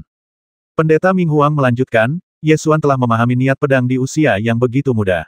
Dia memang berbakat. Jika dia tidak begitu kejam, aku mungkin telah menerimanya ke dalam Dewan Demigod. Bukan tidak mungkin baginya untuk mencapai alam dewa di masa depan. Terima kasih atas kebaikan Anda, Pendeta Ming Huang, tetapi Cicit Qin tidak membutuhkan orang lain untuk mengajarinya, dan Anda mungkin tidak dapat mengajarinya. Qin Tai'er menunjukkan sedikit ketidaksenangan di wajahnya. Setelah mendengar ini, ekspresi pendeta Ming Huang menjadi sedikit tidak senang. Kedua pria itu saling berhadapan dalam diam. Meskipun mereka tidak berbicara, aura mereka bertabrakan dan arus bawah melonjak. Kota Sengsing, di tepi sungai Tianshui. Qin Tai'e duduk tegak di atas perahu terbang cahaya yang mengapung, mendengarkan informasi yang dikirim oleh pengawal rahasia Night Owl dari seluruh prefektur Longyuan. Karena kita telah meninggalkan kota Wangbei, kita perlu memantau pergerakan kerajaan kuno Tianyao lebih dekat. Pasukan rahasia Night Owl telah dikirim selama setengah bulan, tetapi hanya sedikit petunjuk yang ditemukan. Pemimpin penjaga rahasia, Night Owl, menggunakan seni rahasia membaca jiwa untuk dengan hati-hati menginterogasi semua ibel surgawi di Paviliun Danzun dan Menara Kibao, tetapi tidak dapat memperoleh petunjuk yang berguna. Yang kami tahu adalah bahwa setiap bulan Danzun Mutuo akan mengirim sejumlah ramuan berkualitas tinggi ke Paviliun Danzun untuk dijual. Paviliun Danzun tidak tahu kekuatan macam apa yang ada di balik Danzun Mutuo. Dan Mutuo Danzun telah menghilang selama lebih dari setengah bulan dan tidak pernah muncul lagi sejak itu. Seiring berjalannya waktu, meskipun Qin Tai'e tetap tenang di permukaan, dia agak gelisah. Sebagai seorang jenderal Longyuan, mustahil baginya untuk tinggal di kota Sengsing selamanya. Namun, dia tidak akan bisa tenang kecuali dia menyelamatkan Ye Xuan. Waktu berlalu dan sebulan telah berlalu. Ini bukan solusi. Jadi Qin Tai'e memanggil kembali pengawal rahasia Night Owl untuk membahas tindakan balasan. Beberapa pengawal rahasia Night Owl mengusulkan beberapa solusi yang layak dan memerintahkan orang untuk melakukannya satu persatu. Pada saat yang sama, masih belum ada sinar matahari di penjara Danjue. Ye Xuan tidak tahu sudah berapa lama dia berada di sini, dia hanya bisa memperkirakan sekitar sebulan. Selama bulan ini, Ye Xuan dengan cermat mengamati penjara Danjue. Seperti yang dikatakan Guru Gu, tidak ada cara untuk melarikan diri dari penjara Danjue. Setelah sekian lama, Ye Xuan bahkan tidak tahu di mana penjara Danjue berada. Kita hanya dapat memperkirakan secara kasar waktu ketika Danjuyu ditangkap oleh harta karun penghalang dan seharusnya berada di Gunung Void Divine, tidak lebih dari 300 mil jauhnya dari kota Sengsing. Ye Xuan juga mencoba berbicara dengan alkemis lain di penjara Danjue, tetapi kebanyakan dari mereka telah dipenjara terlalu lama dan keinginan mereka telah habis. Ye Xuan sangat bertekad dalam menyempurnakan pil Shenyuan. Guru Gu tidak punya pilihan selain menyetujui dan melanjutkan sesuai rencana yang disepakati. Ketika batas waktu 1 bulan telah habis, Tuan Gu segera mulai membuat keributan. Ia memanggil Huo Du, ibel penekan tungku, dan berteriak, bagaimana mungkin bocah nakal sepertimu memenuhi syarat untuk membiarkanku menjaga tungku. Suruh tuanmu datang dan menemuiku. Suruh tuanmu datang dan menemuiku. Orang tua gendut, dulu kau adalah alkemis terbaik dan aku tidak bisa berbuat apa-apa padamu. Sekarang kau bukan lagi alkemis terbaik. Jika kau tidak berperilaku baik, aku akan memotong kepalamu. Ancam ibel penekan tungku. Guru Gu menunjuk ke atas penjara Danjue dan berteriak, panggil gurumu. Katakan padanya bahwa aku ingin memurnikan 7 pil dewa yang mematikan. Aku ingin kau tahu bahwa kau buta dan belum dewasa. Apa yang bisa dilakukan bocah nakal sepertimu untuk bersaing denganku dalam seni alkimia? Ibel penekan tungku pada awalnya tidak peduli, tetapi ketika dia mendengar tentang 7 pil ilahi mutlak, ekspresinya langsung berubah. Pil 7 keajaiban ilahi merupakan 7 keajaiban yang membuat Kaisar Pil 7 keajaiban menjadi terkenal. Warisan Kaisar dan mutlak 7 juga merupakan apa yang dicari oleh penguasa penjara Danjue. Setan surgawi penekan tungku segera pergi melapor. Tak lama kemudian, Tuan Gu dibawa keluar dari penjara Danjue, melewati pintu perunggu di bagian atas, dan tiba di aula yang remang-remang. Di singgasana di aula utama, bayangan gelap ibel surgawi duduk di atasnya dan bertanya, apakah kamu ingin memurnikan 7 pil ilahi yang mematikan? Benar sekali, aku ingin memurnikan 7 pil ilahi mutlak. Tapi aku punya syarat. Setelah aku memurnikan 7 pil ilahi mutlak, semua alkemis akan menghormatiku sebagai pemimpin. Tidak seorang pun akan memenuhi syarat untuk memintaku menjaga api tungku. Guru Gu menegaskan. Bayangan hitam ibel surgawi di atas tahta berkata dengan suara dingin 4 tahun yang lalu, kamu mengatakan bahwa kamu tidak memiliki warisan Kaisar Pil 7 absolut. Master Gu sudah memikirkan sebuah alasan, dan berkata, saya benar-benar tidak memilikinya, tetapi saya telah melihat salah satu dari 7 keajaiban warisan Kaisar Pil. Saya dapat memurnikannya, tetapi ramuan surgawi dan duniawi yang dibutuhkan sangat langka, jadi mungkin perlu waktu untuk menemukannya. Yang mana? Tanya bayangan gelap ibel surgawi. Tuan Gu ragu-ragu sejenak sebelum menjawab, Pil Shenyuan. Bayangan gelap ibel surgawi di atas tahta itu jelas sedikit bersemangat. Pil Shenyuan adalah pil ajaib tak tertandingi yang dapat memperpanjang umur seorang prajurit. Jika ramuan yang tiada taraf ini sudah jadi, para leluhur dari tanah suci dan sekte yang sudah terbaring di peti mati akan berhamburan keluar untuk mengambilnya jika mereka mengetahuinya.